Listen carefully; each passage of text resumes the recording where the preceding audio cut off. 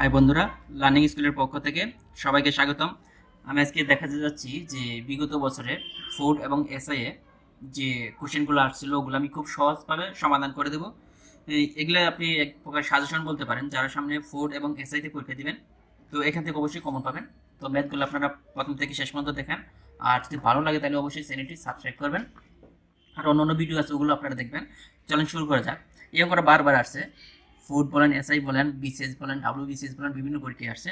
বলা আছে যদি তেলের মূল্য 25% বৃদ্ধি পায় তবে তেলের ব্যবহার শতকরা কত কমালে তেল বাবদ খরচ বৃদ্ধি পাবে না। একটা জিনিস খেয়াল করেন যে তেলের মূল্য 25% বৃদ্ধি পাইছে, তার মানে বুঝতেছে কি 100 টাকা যদি ক্রয় মূল্য, 100 টাকা যদি বর্তমান মূল্য, আগের মূল্য ছিল, আগের মূল্য যদি 100 টাকা হয়, আগের মূল্য 100 টাকা মানে পুরো মূল্য, তাহলে বর্তমান মূল্য হয়ে গেছে কত টাকা? 125 টাকা। কারণ হইতেছে কি 100 টাকায় বৃদ্ধি পাইছে 25 টাকা। এখন এটা গেল, দেখেন পূর্ব মূল্য আর বর্তমান মূল্য এটা খেয়াল করেন যে আমাদের বলা আছে তেলের মূল্য 25% বৃদ্ধি পায় তবে তেলের ব্যবহার শতকরা কত কমালে তেল বাবদ খরচ বৃদ্ধি পাবে না। তো দেখেন যে আপনার 125 টাকা হয়ে গেছে, আগের 100 টাকা যতটুকু কেনা যেত এখন 125 টাকা। তাহলে আমার চিন্তা করেন যে আমাদের তেলের ব্যবহার কমাবে বাট খরচ বৃদ্ধি পাওয়া যাবে না। আগের খরচ 100 টাকায় হতে হবে বাট তেলের ব্যবহার কমাইতে বলতেছে। তেও দেখেন যে বলছে 25% বৃদ্ধি পায় তবে তেলের ব্যবহার শতকরা কত কমালে তেল বাবদ খরচ বৃদ্ধি পাবে না। তো দেখেন তাহলে আমাদের 125 টাকায় কমাতে হবে কত টাকা? কারণ আমাদের পূর্ব খরচ ছিল কত? 100 টাকা। তাহলে 125 টাকা 1 টাকায় কমাইতে হবে 25/125। তাহলে আমাদের বলছে শতকরা কত কমাতে হবে, তাহলে শতকরা হলে 25 নিচে 125, এটা কাটাকাটি যদি করেন দেখেন 5 25 সঙ্গে 120, তার মানে আমাদের কত? 20%। কত? 20%। এখানে দেখেন অ্যান্সার আছে আমাদের 20%। তাহলে আমাদের অ্যান্সার হবে কত? 20%। এই করে আমরা আরো শর্টকাট করতে পারি বা সহজ করে করতে পারি। দেখেন জাস্ট যে যেটা বৃদ্ধি পাইলো বা হ্রাস পাইলো ওইটা উপরে লিখে ফেলবেন 25, আর নিচে বৃদ্ধি পেয়েছে এই জন্য 100 যোগ কি লিখবেন 25, আর কি আমাদের শতকরা। দেখেন এটা লেখার পরে যেহেতু শতকরা আপনি এখানে শতকরা লিখে ফেলবেন। তাহলে দেখেন পরের লাইন, এটা কিন্তু শর্টকাট, আমি যেটা লিখেছি এটা শর্টকাট, আর ওটা হচ্ছে কি ডিটেইলে লিখতে পারবেন। তো 125 ইন্টু 100, তো দেখেন এখানে 5 কাটাকাটি করলে তো 5 20 100, এখানেও কিন্তু 20% চলে আসছে। তো অ্যান্সার কিন্তু 20%, আপনি যেভাবেই করেন। পরের অঙ্কটা দেখেছি যে এখানে বলা আছে যে কাপড়ের মূল্য 20% কমে গেলে কোনো ব্যক্তি খরচ বৃদ্ধি না করেও কাপড়ের ব্যবহার শতকরা কত বৃদ্ধি করতে পারবে? কাপড়ের মূল্য শতকরা 20% কমে গেছে, আগের মতোই। যদি পুরো মূল্য 100 টাকা হয়,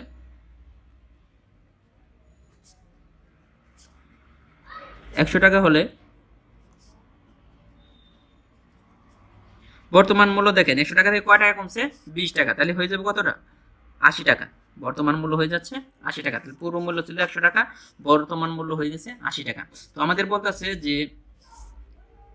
দেখেন খরচ বৃদ্ধি না করেও, কোনো ব্যক্তি খরচ বৃদ্ধি না করে কাপড়ের ব্যবহার শতকরা কত বৃদ্ধি করতে পারবে। দেখেন এখানে বলতেছে যে তার খরচ সে 100 টাকায় রাখবে কিন্তু সে কাপড়ের মূল্য যেহেতু কমে গেছে সে কাপড়ের ব্যবহার বাড়িয়ে দিবে।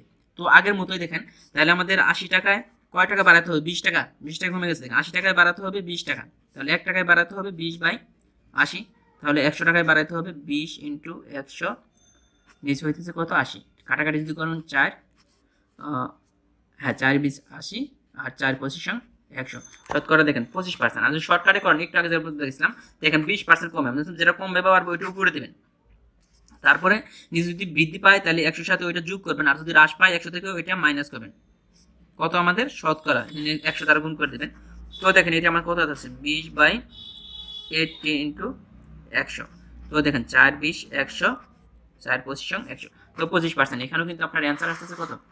সরি, এখানে 25% করছি। দেখেন এই শর্টকাটটা, এই যে আমাদের 20টা উপরে লিখছিলাম, তারপর যেহেতু 20% কমছে এই জন্য 100 থেকে 20% মাইনাস করছি। আর হতো বাকি 100 থেকে যদি বৃদ্ধি পাইতো তাহলে 100 সাথে 20 যোগ করা লাগতো ইন্টু 100, তারপর কাটাকাটি করলে আপনার দেখেন ওইটি অ্যান্সারটা চলে আসবে।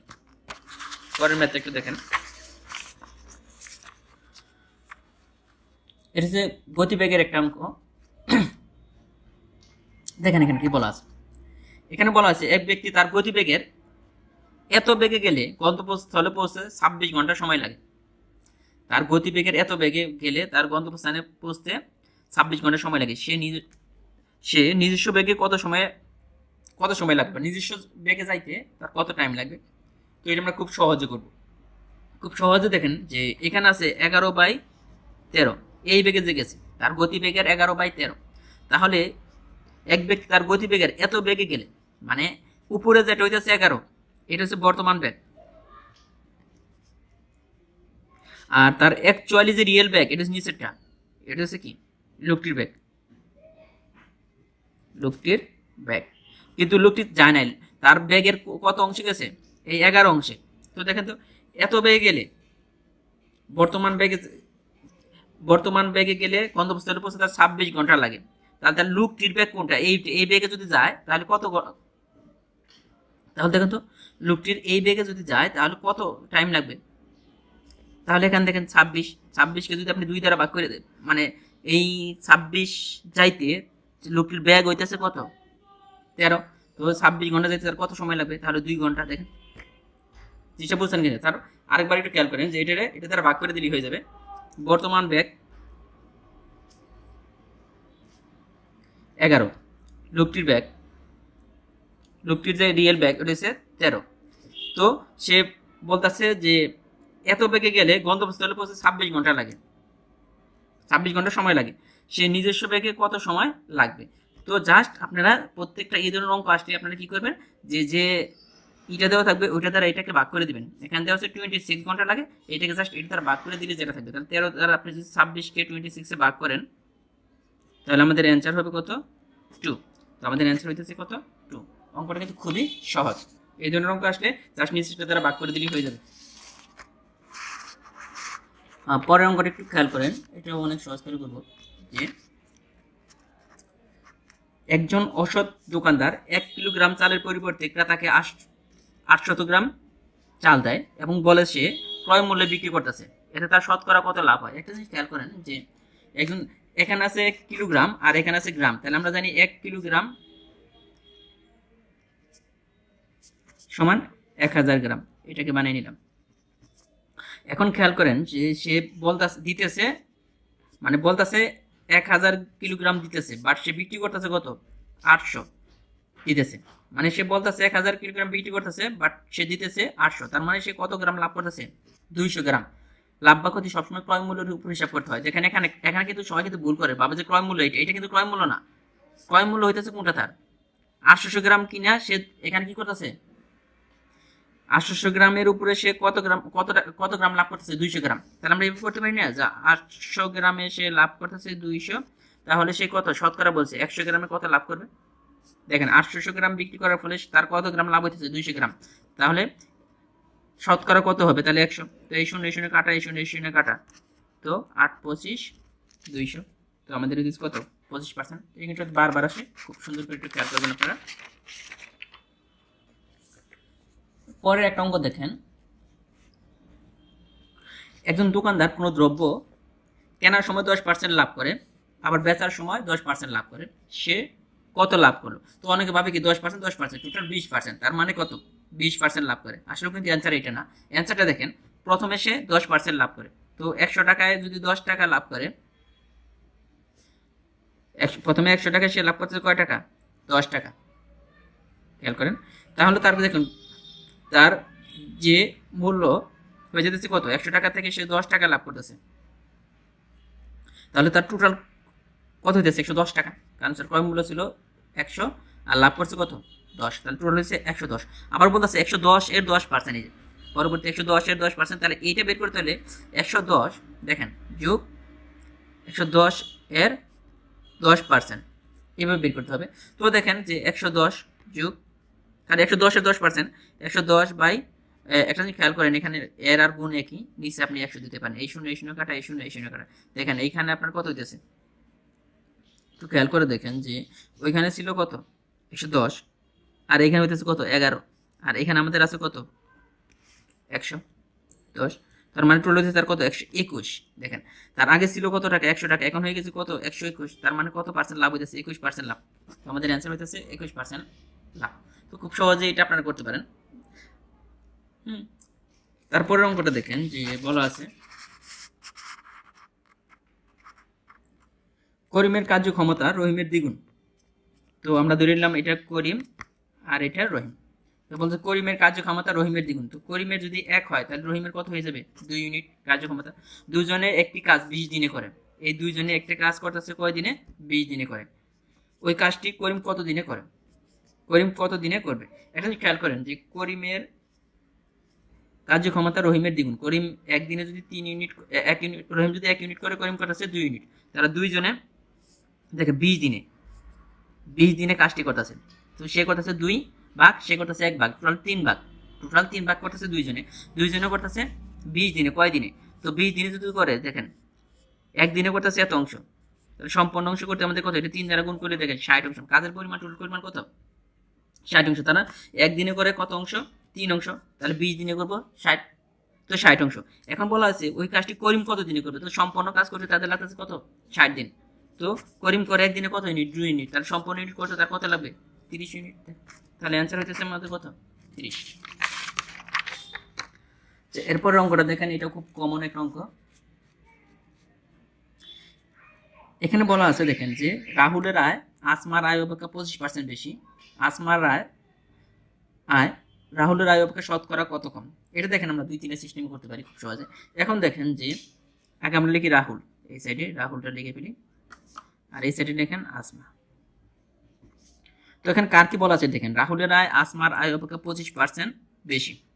রাহুলের আয়, তাহলে আসমার আয় আমরা সবসময় 100 ধরে নেব। তাহলে রাহুলের আয় 25% বেশি হলে কত হবে? 125। তাহলে আমাদের টোটাল বেশি হইতেছে কত? 25। তাই না? তারপরে লাইন আসেন, এই পর্যন্ত আমরা সবসময় করবো, এটা করবো। তারপর বলছে আসমার আয় রাহুলের আয় অপেক্ষা কত বেশি? কারটা চাইছে? আসমার আয়। এই সময় সবসময় 25টা উপরে লিখে ফেলবেন পরের পাঠটা করতে। এটা খুব ইম্পর্টেন্ট ব্যাপারটা, এটা মনে থাকে না অনেকের।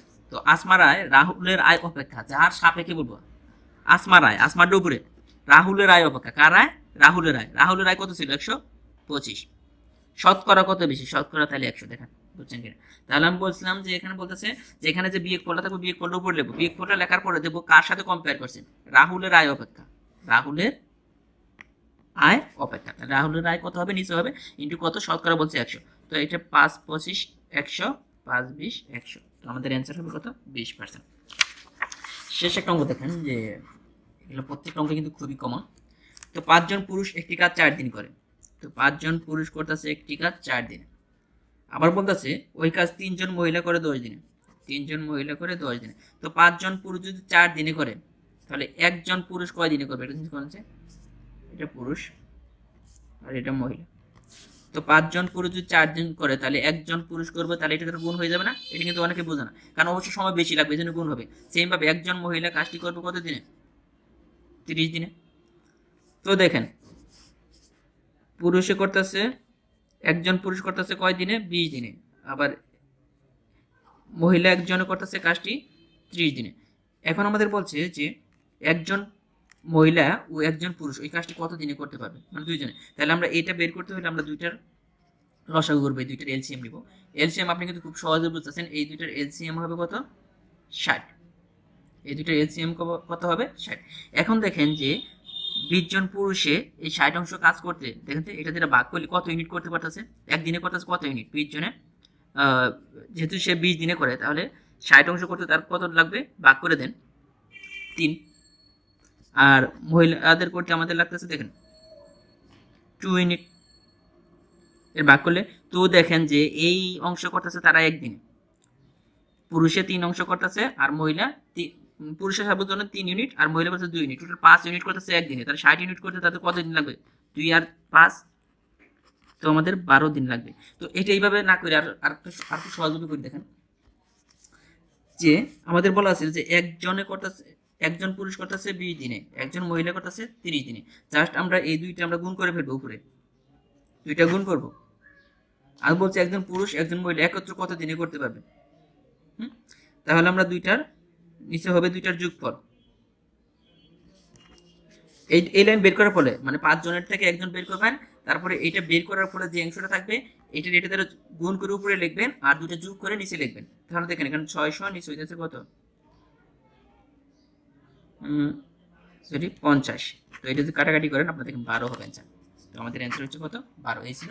আর যদি ভালো লাগে তাহলে অবশ্যই চ্যানেলটা সাবস্ক্রাইব করবেন, বন্ধুদের সাথে শেয়ার করবেন। আসলে যারা ম্যাথ শিখতে চান লজিক্যালি বলেন, শর্টকাট বলেন, সবকিছু এখানে দেওয়া হয়। ধন্যবাদ সবাইকে।